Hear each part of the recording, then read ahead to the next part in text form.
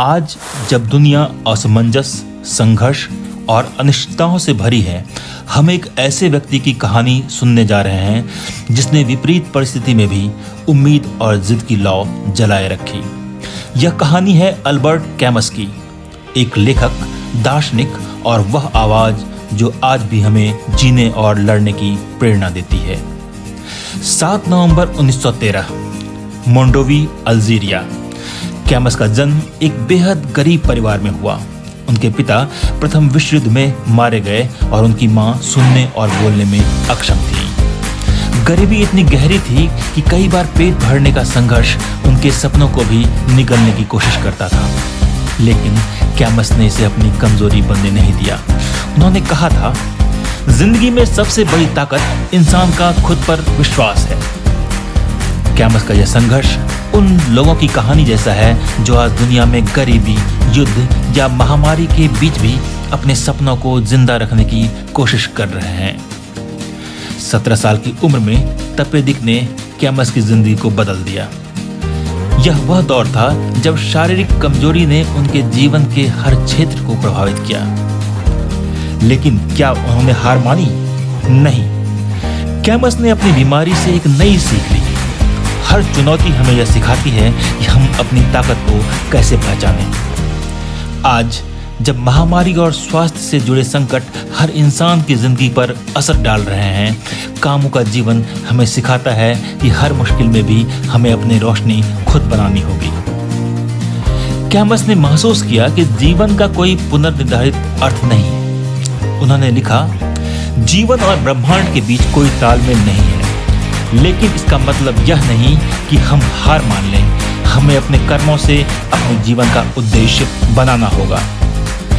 कैमस ने अपने विचारों को एब्सर्डिटी के दर्शन में प्रस्तुत किया। उनका मानना था, जीवन का हर अर्थ हमें खुद बनाना पड़ता है। संघर्ष करना ही जीने की असली कला है। आज जब दुनिया के सामने बेरोजगारी, जलवायु संकट और युद्ध जैसी चुनौतियां हैं, कैमस का दर्शन हमें सिखाता है कि हर स्थिति में हमें अपने उद्देश्य को खुद खोजना होगा। कैमस ने अपने विचारों को रचनाओं के जरिए दुनिया तक पहुंचाया। उनकी किताबें केवल साहित्य नहीं, बल्कि जीवन जीने की राह दिखाने वाले दीपक हैं। अब हम बात करते हैं कुछ किताबों की जिसके माध्यम से उन्होंने सच में इस दुनिया को राह दिखाया। सबसे पहले बात करते हैं द स्ट्रेंजर। यह कहानी उस इंसान की है जो समाज के बनाए नियमों को नकारता है और अपनी शर्तों पर जीना चुनता है। आज जब लोग समाज के बंधनों से जूझ रहे हैं, यह किताब स्वतंत्रता की नई मिसाल देती है। दूसरी तरफ द प्लेग नाम की किताब एक महामारी पर आधारित है और इसमें मानवीय सहायता और एकजुटता का प्रतीक दिखाया गया है। कामों ने दिखाया कि हर त्रासदी हमें खुद को बेहतर इंसान बनाने का मौका देती है। महामारी के दौर में यह किताब और भी ज़्यादा प्रासंगिक हो जाती है। उनकी तीसरी किताब द रिबेल बताती है कि विद्रोह केवल समाज के खिलाफ नहीं, बल्कि खुद को बेहतर बनाने के लिए होना चाहिए। चौथी किताब फर्स्ट मैन उनकी यह अधूरी कृति है, उनके जीवन की गहराइयों को उजागर करती हुई। कामों की रचनाएं हमें सिखाती हैं कि हर चुनौती, हर विपरीत परिस्थिति हमें बेहतर इंसान बनने का अवसर देती है। 1957 में अल्बर्ट कैमस को साहित्य का नोबेल पुरस्कार मिला। यह उनके सरल लेकिन गहरे विचारों का सम्मान था। 4 जनवरी 1960 को एक कार दुर्घटना में उनका जीवन समाप्त हो गया, लेकिन उनकी विचारधारा, उनके शब्द और उनकी कहानी आज भी जिंदा है।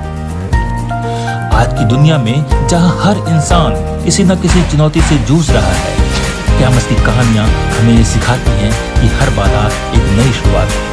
वह हमें यह भी सिखाती है कि जीवन का अर्थ हमें खुद बनाना होगा। अपनी कहानी से दूसरों को प्रेरित करना ही असली सफलता है। अल्बर्ट कैमस ने कहा था, सबसे बड़ा सवाल यह नहीं कि हम मौत का सामना कैसे करें, बल्कि यह है कि हम जिंदगी को कैसे अपनाएं।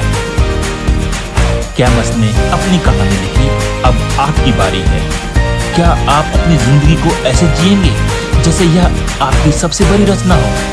क्या आप अपनी मुश्किलों से सीखकर दूसरों को प्रेरित करेंगे? याद रखें, आपकी कहानी का हर पन्ना किसी की